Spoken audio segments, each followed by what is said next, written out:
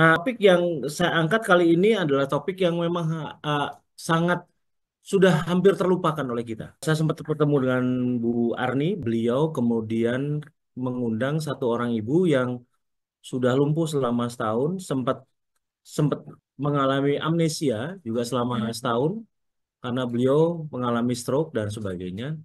Dan kemudian mengalami kesulitan dalam soal menelan, kemudian mengalami kesulitan dalam mengingat, kesulitan dalam banyak hal yang berhubungan dengan metabolismenya, termasuk asam lambung, tulangnya, HNP, dan jadi penuh-penuh dengan penyakit. Tadi malam sempat bertemu, tapi sebelumnya berapa minggu lalu, sekitar 3 minggu lalu, saya juga sempat diajak oleh Mas Marianto untuk berbicara dengan seorang ibu yang mengalami glukoma. Selain itu, saya juga diminta untuk biasanya diadakan pertemuan. Biasanya Mas Marianto membuat satu pertemuan-pertemuan kecil dari teman-teman yang diabetes untuk saling menguatkan.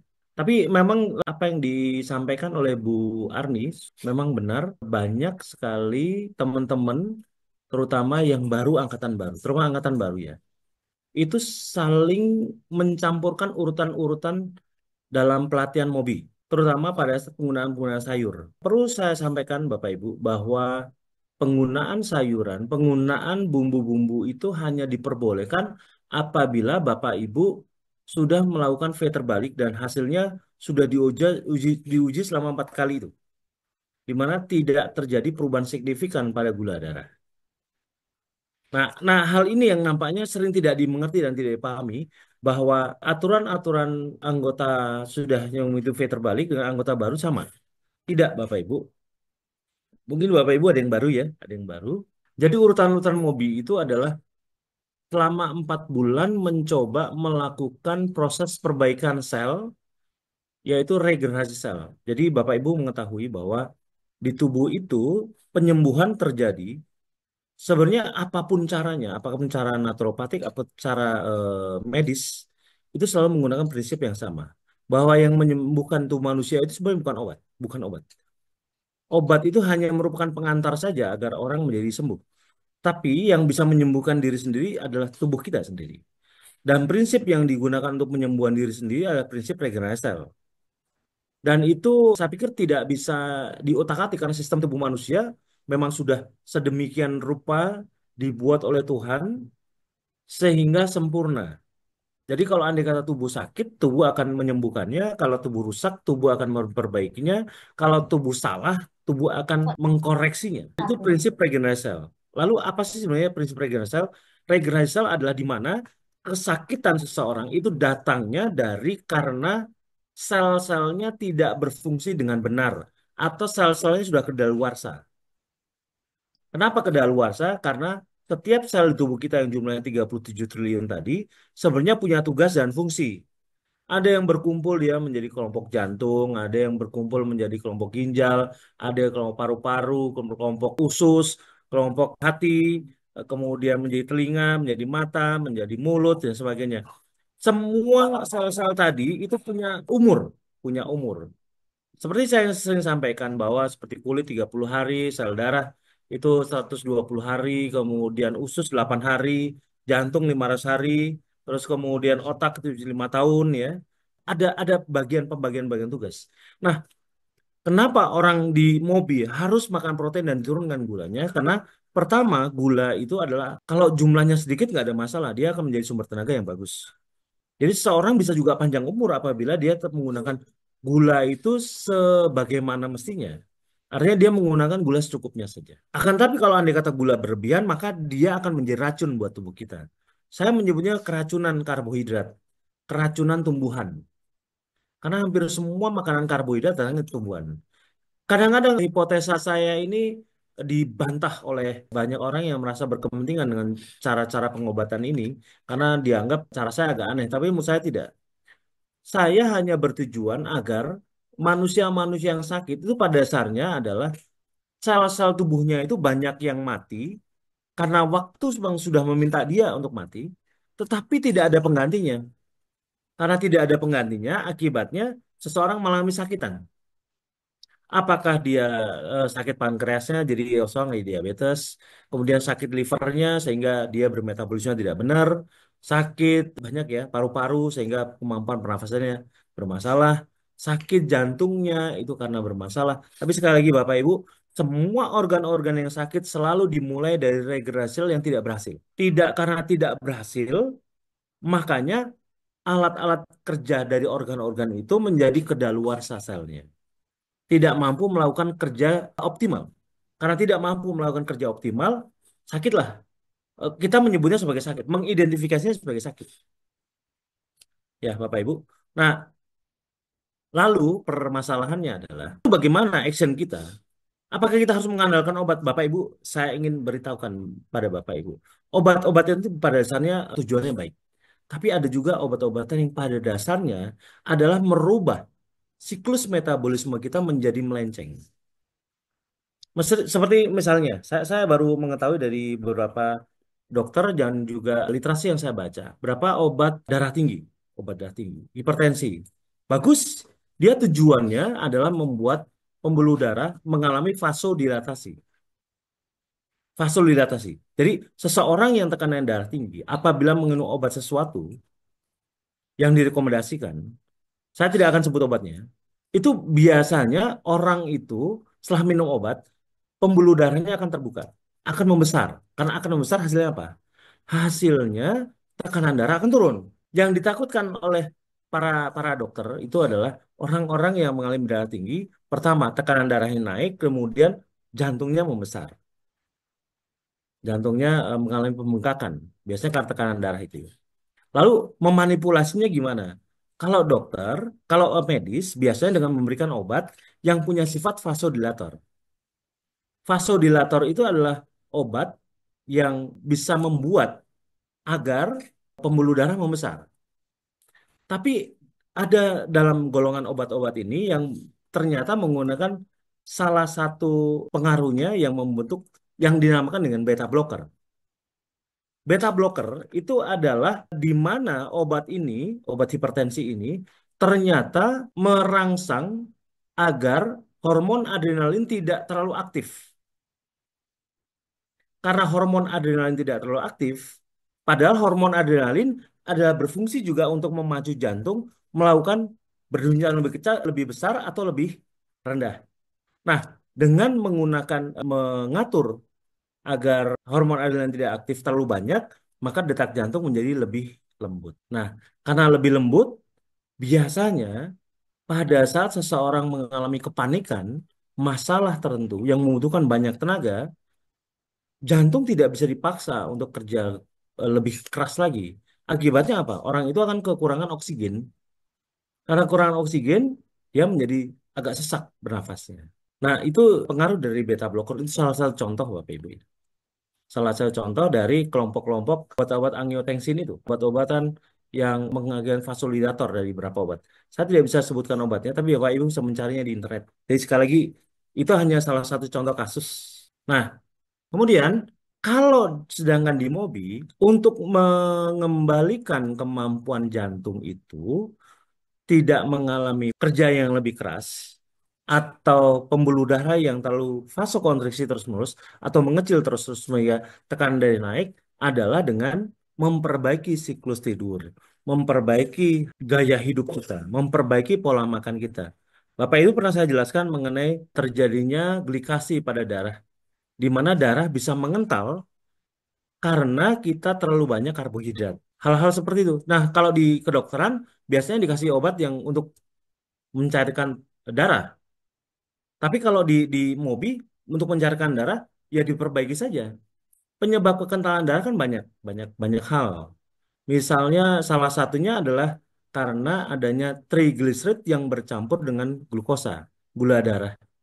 Di mana kalau andai kata trigliserid atau lemak darah itu bercampur dengan gula, maka tingkat kekentalan dia menjadi berlipat-lipat. Dulu saya sering contohkan dengan dua dua dua mangkok yang berisi lemak dan gula. Lemak dan gula itu kalau andai kata didiamkan saja nggak ada masalah. Dia tidak saling bersahabat, tidak saling mengikat, tidak ada hubungannya. Nah, tapi kalau dipanaskan lemaknya akan mencair. Itu merepresentasikan lemak darah yang di luar itu sama dengan lemak darah kita. Kita namanya triglyceride namanya. Nah, terus kemudian gula. Gula itu gula pasir. Apa apa yang terjadi kalau dipanaskan dia cair juga, dia cair. Dan kemudian bagaimana kalau andai kata dua yang cair? Lemak yang di luar tadi cair, dipanaskan, dan gula kristal tadi dipanaskan jadi cair juga. Tapi perbedaannya kalau andai kata dia lebih lama, maka lemak tetap cair, tapi gula akan mengental kembali. Lalu bagaimana kalau andai kata dicampurkan? Dan kemudian kita aduk. Ternyata dia kemudian bersenyawa. Antara lemak dan gula tadi akan bersenyawa dan membuat lemak tadi menjadi lebih kental. Bagaimana kalau ini terjadi pada tubuh kita? Ya, terus sudah pasti darah kita akan menjadi lebih kental. Nah, kalau andai kata proses pemahaman sederhana seperti ini terjadi pada tubuh kita, ya sudah pasti, Bapak Ibu, jantung kita akan bekerja lebih berat. Karena kenapa? Memompa cairan kental itu jauh lebih berat dibandingkan memompa cairan yang seperti air itu. Nah, itu juga bisa mengakibatkan tekanan darah tinggi, hipertensi. Apakah terlepas apakah Bapak Ibu masalah hanya kekurangan air? Karena kekurangan air juga bisa menyebabkan darah menjadi kental. Banyak faktor. Kekurangan tidur juga membuat tubuh metabolisme terganggu. Seperti kolesterol lebih banyak. Kolesterol tidak jahat, Bapak Ibu, tidak jahat. Tapi kalau andai kata kolesterol ikut campur di situ, keluar hanya karena kurang tidur, terus kemudian terglikasi dengan gula, maka kolesterol yang tadinya baik, niatnya baik ya, untuk memperbaiki tubuh kita menjadi masalah. Nah, Bapak Ibu harus mulai cerdas dalam hal ini. Kolesterol baik, trigliserid baik selama gula rendah. Tapi kolesterol bisa menjadi jahat, trigliserid menjadi jahat kalau andai kata dia tercampur dengan gula yang disebut glikasi itu, ya, Bapak Ibu. Nah, kembali ke soal kasus-kasus yang ada di Jogja. Orang-orang yang mengalami kesakitan itu pada dasarnya selalu saya ingatkan, Bapak Ibu, kematian manusia yang alami itu sebenarnya hanya 6 saja. Satu, karena melahirkan atau dilahirkan. Dua, karena peperangan dan pertempuran. Jadi persengketaan antar manusia dan sebagainya ya, saling membunuh dan sebagainya ya. Itu penyebab-penyebab alami itu udah walaupun tidak wah itu kan nggak alami itu dibuat manusia. Iya, tapi sifat manusia untuk saling bersaing dan menguasai dan kemudian merebut itu sudah terjadi sejak puluhan ribu tahun. Itu sifat alami dasar manusia. Untung saja manusia sekarang punya hukum, punya aturan. Yang kedua, itu berhubungan pertempuran. Ketiga, berhubungan dengan usia, umur. Usia seseorang kadang membatasi bahwa ya usia seseorang mungkin paling lama 80 tahun, lah, 70-80 tahun. Dan setelah itu seseorang akan meninggal secara alamiah. Nah, terus kemudian karena cuaca musim, jadi kalau andai kata di tempat yang panas sekali, tempat dingin sekali, kemudian karena kecelakaan. Nah, hal-hal seperti itu adalah hal alami adenam semua. Nah, tapi sekarang orang-orang sakit, orang-orang meninggal, itu kalau andai kata ditanya teman kita, saudara kita, bapakmu meninggal, nenekku meninggal, semuanya didahului rasa sakit dan semuanya terjadi karena kesalahan fungsi pada organ mereka. Yang biasanya sebenarnya dimulai oleh kegagalan organ mereka dalam bekerja, tetapi tidak disadari itu kegagalan organ itu disebabkan karena kekurangan protein atau bahan baku untuk membentuk kembali ulang organ itu. Begitu Bapak Ibu. Nah, di dalam pertemuan tadi malam, saya membicarakan kenapa ibu sakit sampai sebanyak itu. Rupanya ibu itu setelah stroke baru diketahui beliau mengalami diabetes. Jadi dia selalu beranggapan saya diabetesnya karena stroke. Sebenarnya yang kalau kalau menurut saya semua penyakit-penyakit dalam itu dimulai dari kondisi di mana seseorang itu ternyata diabetes sebelumnya. Setelah diabetes baru kemudian dia menjadi sakit-sakit penyerta, apakah hipertensi, apakah stroke, apakah jantung, apakah ginjal, dan metabolisme menjadi kacau apabila kita menjadi sakit. Bapak Ibu sekalian, dari semua penjelasan tadi yang saya sampaikan, itu pada dasarnya organ-organ kita, daya dukungnya menjadi menurun karena kemampuannya tidak disokong oleh pemberian spare part. Kalau ada kata kita punya mobil, punya motor, itu kan mobil kita menjadi bagus, performanya selalu bagus, itu menjadi tetap terpelihara selama puluhan tahun, itu biasanya salah satunya karena ada spare part penggantinya. Spare part penggantinya ada, kemudian pemeliharaan ada, montirnya ada. Nah, sebenarnya regenerasi sel adalah proses di mana spare part itu harus kita persiapkan sebelumnya. Jadi pengganti dari organ-organ tubuh kita itu sel-selnya harus dipersiapkan. Bahan bakunya disiapkan. Cuman permasalahan banyak orang tidak mengerti. Dan ini terjadi pada anggota-anggota baru. Tubuh Bapak Ibu, seperti yang seperti terjadi pada Bu Rosa tadi malam, itu kenapa ya saya sakit? Kenapa saya sakitnya lama bertahun-tahun nggak bisa sembuh-sembuh ya? Kenapa saya sakit kaki, saya sakit harus dikasih pen, kemudian saya kasih stroke, kemudian saya kasih ANP, kemudian mata saya punya masalah, banyak banget penyakitnya Bu. Iya, karena ternyata memang ini mohon maaf, ternyata memang ibu yang saya sebutkan tadi itu memang kondisi keuangannya tidak terlalu bagus. Nah, karena tidak terlalu bagus, tidak diikuti dengan bahwa yang namanya makan kita yang kita masukkan ke tubuh kita itu harus punya keseimbangan yang cukup antara protein dan karbohidrat. Tapi sebagian besar, Bapak Ibu kan melihat bahwa sebagian yang besar kita makan itu makan karbohidrat semua. Dan karbohidrat semua dari tanaman. Akibatnya tubuh pada saat hendak mencari spare part untuk memperbaiki tubuh sendiri, itu nggak ada. Yang ada cuma sumber tenaganya saja. Bapak Ibu kadang-kadang suka membingungkan dalam soal ini bahan bakar atau spare part yang sedang kita makan. Dan ceritanya mulut kita tidak ngasih tahu, pokoknya enak, rasanya enak. Jadi kalau andai kata karbohidrat dikasih warna rasa enak sudah dianggap itu makanan sehat, makanan bagus. Padahal saya tidak begitu Bapak Ibu. Saya mengajak Bapak Ibu untuk berpikir bahwa ternyata kita mengalami kesakitan karena memang selama ini tidak pernah memberikan bahan baku, spare part, dan menyiapkan spare part untuk tubuh kita yang setiap hari ternyata tergerus oleh usia dan waktu karena proses kematian sel yang namanya apoptosis. Itu terprogram. Jadi Bapak Ibu harus mengerti, harus memahami bahwa tubuh kita itu ternyata jangka waktunya sudah dibatasi secara kodrati.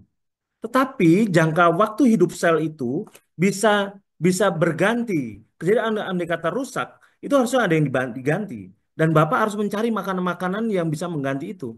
Dan jenisnya hanya dari protein, tidak bisa dari karbohidrat.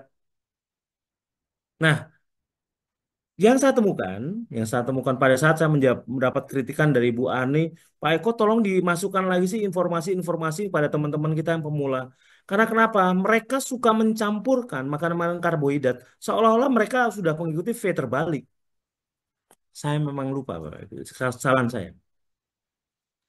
Pada orang-orang yang belum melakukan uji V terbalik, sebenarnya uji V terbalik itu apa sih, Bapak Ibu? Uji V terbalik adalah upaya untuk mengetahui apakah tubuh kita sudah merespon umpan yang kita berikan. Apakah itu dalam bentuk makanan-makanan protein yang kita makan? Ataupun dalam pikiran kita, apa yang harus dimakan dan tidak? Itu harus kita mengerti. Makanya dalam MOBI itu, paling besar pengetahuannya adalah pada saat kita memahami dan mau melakukan. Jadi bukan hanya memahami saja, tapi tidak mau melakukan. Memahami dan mau melakukan. Dan ceritanya Bapak Ibu, karena di mobil itu kan banyak sekali orang-orang yang beragam pengetahuannya. Rata-rata orang yang suka denial itu adalah orang yang menganggap bahwa pengetahuan mereka lebih tinggi. Dan itu sulit sekali orang-orang seperti itu disembuhkan. Saya sering mengalami orang-orang yang sakitnya tidak bisa tertolong, ya hanya karena merasa dirinya pintar. Tapi bukan berarti saya menganggap diri saya lebih pintar. Saya sudah menguji pada puluhan ribu orang. Dan hasilnya adalah ini. Pada saat tubuh kita kekurangan protein, kekurangan bahan baku, kekurangan spare part, Bapak Ibu akan mengalami kegagalan organ-organ atau kerusakan organ. Tapi pada saat protein-protein diperbaiki, diberikan, diasupkan pada kita, maka perbaikan akan terjadi. Karena memang tubuh kita tugasnya seperti itu. Dia akan memperbaiki dirinya sendiri. Nah, jadi dalam pertemuan kali ini sebenarnya saya hanya ingin mengingatkan kembali Bapak Ibu apabila Bapak Ibu belum pernah mengalami atau uji diri sendiri paling tidak diri sendiri ya V terbalik. V terbalik itu adalah kondisi di mana gula darah setelah 4 bulan itu dimulai puasa itu sekitar 90. Kalau andai kata Bapak Ibu makan tidak lebih dari 160 dan pada saat 4 jam akan kembali ke angka semula 90. Yang menunjukkan pankreas sudah aktif kembali insulinnya. Dan itu harus dilatih, diuji terus selama 4 minggu berturut-turut. Dengan makanan-makanan yang kira-kira sekitar 200 gram nasi ditambah lauk pauknya. Nah, tubuh yang bagus itu mirip seperti orang yang tidak sakit sama sekali. Dia akan memperlihatkan V terbalik juga. Semua orang-orang sehat, semua orang-orang yang tidak pernah sakit diabetes, begitu dicek dia akan menunjukkan V terbalik. Tetapi apakah ini juga berlaku untuk orang-orang yang pernah sakit diabetes? Berlaku untuk orang-orang mobil. Nah, kemudian dia setelah menguji pada saat uji V terbaik, dia akan menemukan angka-angka 90, 160, 90. Pasti itu, pasti. Yang menunjukkan bahwa pankreasnya aktif. Kenapa Pak Eko tidak menggunakan laboratorium? Saya menggunakan cara-cara yang paling alami yang Bapak Ibu bisa lakukan. Tapi uji lab bukannya saya larang, tidak saya melarang, tidak melarang. Apakah HbA1c itu karena biayanya cukup mahal ya, sekitar berapa ya? Di Pontianak 150 sampai 250, tergantung laboratoriumnya. Nah, sedangkan ini tanpa biaya, asal mau saja melakukannya. Dan kalau Anda kata cek glukometer itu kan murah kan, 200 ribuan, yang isinya sampai kadang-kadang untuk Sinocare itu sampai 50 stick, 200-an ribu, itu dipakai berkali-kali. Nah, sticknya aja yang perlu ditambahkan. Alat detektornya tidak usah. Nah, jadi Bapak Ibu, terus kemudian kalau andai kata sudah merasa sembuh, jangan tergila-gila atau mulai kesurupan lagi untuk makan karbohidrat. Sama seperti pada saat kita tidak sakit semena-mena. Bapak itu tetap harus tahan. Ini kapan yang paling paling urgent. Karena kenapa? Di Klaten, di Jakarta, kemudian di Bogor, kemudian saya sering menemukan orang-orang atau yang by phone ke saya sakit lagi, Pak Eko kan mengklaim katanya. Bagi kita saya bisa sembuh paripurna. Iya, seseorang bisa sembuh paripurna, tetapi sifatnya dia fana. Tidak selamanya. Tubuh manusia fana kok. Kalau andai kata dikasih makan gula terus, dikasih makan karbohidrat, kembali sakit. Walaupun sudah sembuh. Makanya untuk keparipurnaan itu, jagalah agar tubuh kita selalu dalam keadaan kondisi paling baik. Yaitu makan kita yang dijaga, mulut kita yang dijaga. Kebiasaan hidup kita juga dijaga. Makanya saya dalam dalam pesan suara, jadilah orang baik pada saat Anda menderita diabetes. Karena kenapa? Orang-orang diabetes itu emosional sekali. Mereka tidak suka diatur, susah untuk diajak diskusi, keras kepala, dan kemudian pola dalam pembagian waktu tidurnya juga kadang berantakan. Nah, oleh karena itu saya mengingatkan kembali Bapak Ibu. Kemudian mengenai kembali ke makan tumbuhan. Sekali lagi, apabila Bapak Ibu belum pernah menguji V terbalik, paling minimal menguji diri sendiri, maka jangan menggunakan ilmu-ilmu pengetahuan hobi yang digunakan untuk orang-orang yang sudah V terbalik 20% itu. Atau menggunakan ilmu-ilmu satca yang dari awal sudah menggunakan sayuran. Itu hanya boleh diberikan atau dilakukan oleh orang-orang yang sudah melakukan V terbalik ya, Bapak Ibu ya. Kira-kira demikian untuk apa pesan dan kesan saya mengenai pola makan, pola makan ini.